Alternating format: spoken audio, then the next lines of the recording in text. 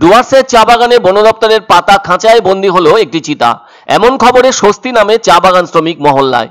চিতার খাঁচাবন্দি হওয়ার ঘটনা ঘটেছে জলপাইগুড়ি জেলার মাটিয়ালি ব্লকের ভেতরে থাকা নাগেশ্বরী চা বাগানে।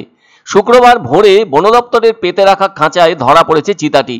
কারণ এদিন খুব সকালে বাগানের কাজে যোগ দিতে যাওয়ার আগে চা শ্রমিকরা চিতার গর্জন শুনতে পান। ফলে তারা ওই নাগেশ্বরী চা বাগানের 22 নম্বর ডিভিশনের 21 নম্বর সেকশনের ভেতর পৌঁছে গিয়ে দেখতে পেলেন সত্যি সত্যি খাঁচাবন্দি হয়েছে একটি চিতা। আর ওই চিতাটি খাঁচা থেকে বেরিয়ে আসার জন্য ছোটাছুটি করছে। চিতার খাঁচাবন্দি হওয়ার খবর ছড়িয়ে পড়তেই ওখানে ভিড় জমান অনেকেই। শ্রমিকদের পক্ষ থেকে খবর পাঠানো হয় বন দপ্তরের খুনিয়া স্কোয়াডে।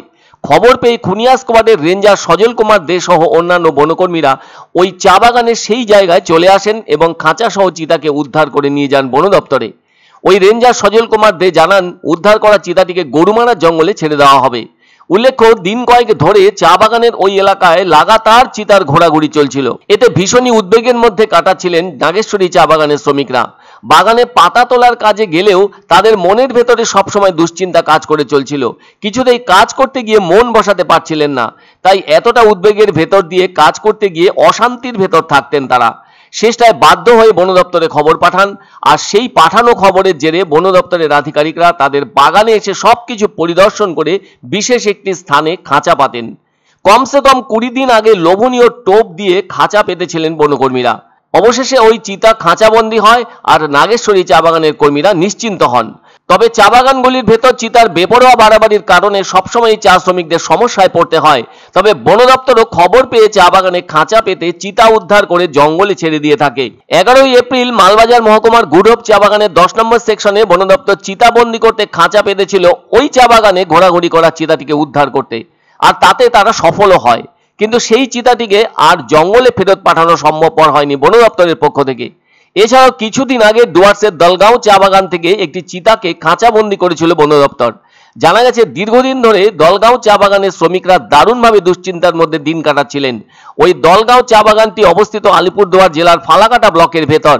চা বাগানে চিতার উপস্থিতির আভাস চা শ্রমিকদের মধ্যে এলে তারাও তাদের স্বাভাবিক কাজকর্ম করতে দারুণ দুশ্চিন্তার মধ্যে পড়েছিলেন, যা কিনা ওই দলগাঁও চা বাগানের শ্রমিকদের ক্ষেত্রে ঘটেছিল। ফলে তারা বন দপ্তরে খবর পাঠিয়েছিলেন চিতা উদ্ধারের জন্য। বন দপ্তর শ্রমিকদের পক্ষ থেকে চিতার বাগানে প্রবেশের সংবাদ পেতেই ওই বাগানে খাঁচা পাতে। আর সেই চিতা খাঁচাবন্দি হয় এবং বনকর্মীদের পক্ষ থেকে তাকে উদ্ধার করে জঙ্গলে ছেড়ে দেওয়া হয়। একইভাবে ডুয়ার্সের মেটেলি থানার অন্তর্গত বাতাবাড়ি সংলগ্ন এলাকার বাতাবাড়ি চা বাগানে চিতার উপদ্রব থেকে বনকর্মীরা খাঁচাবন্দি অবস্থায় চিতাকে উদ্ধার করে নিয়ে গিয়ে গরুমারার জঙ্গলে ছেড়ে দেন। আর এভাবে ওই চা বাগানের শ্রমিকরা স্বস্তিও পান এবং চা পাতা তোলার কাজে মনোনিবেশ করেন। আসলে প্রত্যেক বছরই ডুয়ার্সের চা বাগান থেকে বেশ কিছু চিতাকে খাঁচাবন্দি করে উদ্ধার করার ঘটনা ঘটেই থাকে, যা এবারও ঘটল মেটেলির নাগেশ্বরী চা বাগানে।